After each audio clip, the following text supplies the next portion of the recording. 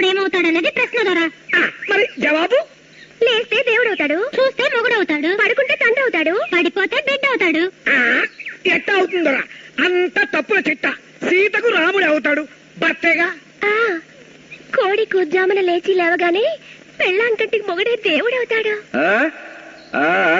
అది సరే దొరా, చూస్తే దేవుడు ఎలా అవుతాడు? తాలు పట్టు కట్టిన పతోడు మొగుడు కాడు. ఓగు ఓగు అంటే పెళ్ళాన్ని చూసుకున్నాడే మొగుడు దొరా. ఓగు ఓగు. పడుకుంటే తండ్రి ఎలా అవుతాడు దొరా?